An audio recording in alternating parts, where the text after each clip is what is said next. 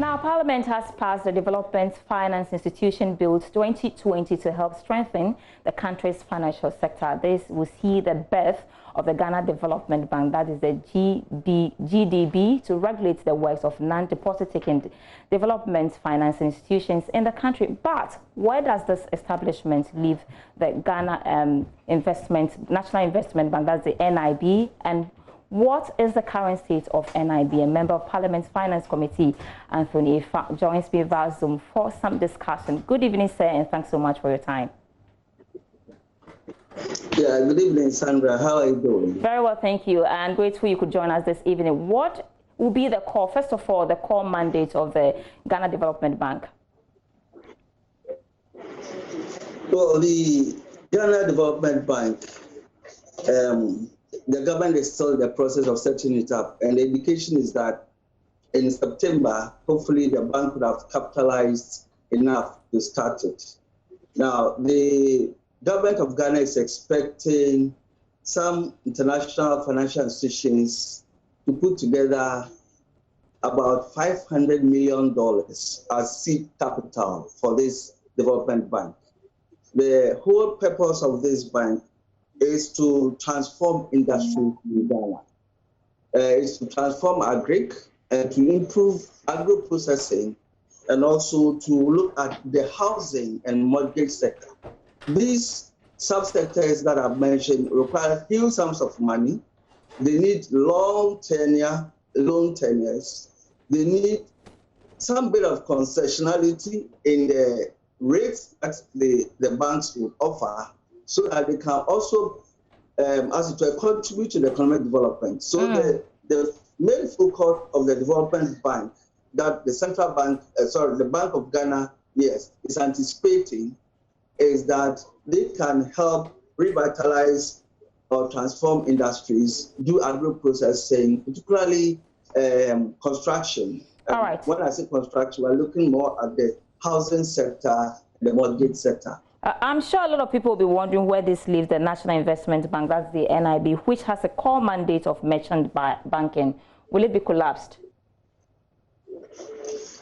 No. NIB itself is at the verge of collapse. As at 2018, looking at the accounts of this bank and evaluation, there were all indications that NIB was actually collapsing. But because it's a state bank, the government is treating it differently, more like it's trying to put in every effort to ensure it survives. So the Ghana Development Bank is not going to kill NIB. Rather, government has put in place arrangements, financing arrangements, such that NIB would be revived and then they can become profitable. One thing, the first step that government of Ghana did for NIB was to swap 500 million cedis for the shares of NIB in Nestle Ghana, so that they could have immediate liquidity to operate. But after a while, when they did the full assessment, they realized no, NIB needs about 2.2 billion cedis to be able to, as it were, clean its books, to have liquidity, and to meet the minimum capital requirement, 2.2 billion.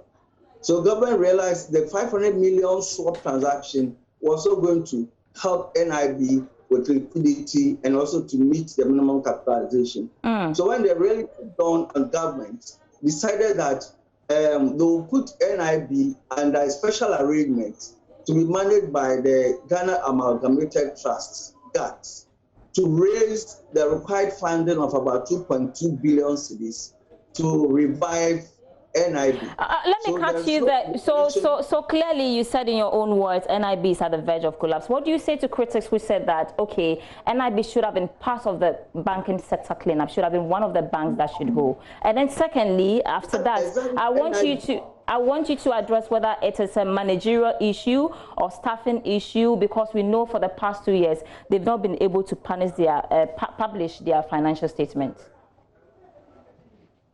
Yes, NIB had a toxic loan book.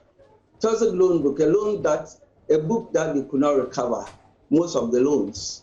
They had made losses consistently over the last 5 years or so, the past half decade.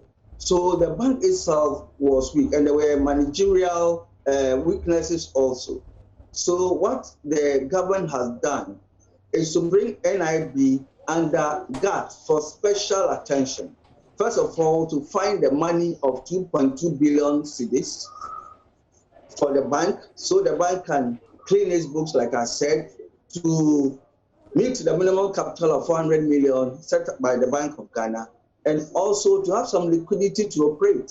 So NIB itself, if left on its own, was part of 5 banks that really were struggling, and GAT was able to raise 800 million cedis from government of Ghana to recapitalize. So you don't think it's fair for people to say that NIB should have gone like other banks? You don't think it's fair for critics to say that, or the general public to also say that NIB should have been part of the banks and that went down, especially based on what you're telling me? I can't get you. Are you saying I'm asking. I mean, I said earlier, my question earlier was as to whether you don't think it's fair for critics to say that NIB should have been collapsed as part of the banking sector cleanup, based on what you're telling me. Yeah, in my statement, Sandra, I said that this is a government bank, 100% owned by government, so they are given a special treat. But ordinarily, NIB was at the verge of collapse, given that for about half a decade, they were making losses. For about half a decade, they were making losses, and they had wiped all their profits, their capital, and they didn't have liquidity.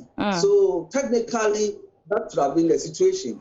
But government is giving it some form of treatment, financial, some special case. Okay, we don't have enough time. Let me just ask you quickly. We are running out of time. Aside recapitalization, do you also think that, and then mismanagement that you spoke about, do you think that the bank is veering off its mandate, the core mandate for which it was established, which is merchant banking? That's the reason for one of the reasons for the problems. Now, with the recapitalization, Ghana Amalgamated Bank would have a role on the board, and they'll be improving the management of the bank, because there were weaknesses, obvious weaknesses, and also the mandate of NIB is now to focus more on industrialization again, because that was the whole essence of National Investment Bank. But they also deviated into retail banking, because it became more profitable to have current accounts, savings accounts, to do personal loans, and all the other loans that universal banks did. So they moved away from their core mandate of a development bank for an investment bank into retail. The government wants them to go back to industrialization. That is why GAT is leading that effort. All right. So the capitalization of 2.2 billion will not be left in the hands of the existing management. GAT is involved. New management will be hired. New systems will be put in place. So even the auditors have been changed. All right, so Honorable, I want to, unfortunately, I've run out of time. Very interesting conversation we are having, but I want to leave it. A member of Parliament's Finance Committee is Anthony Effah. He's been speaking to us about the state of NIB.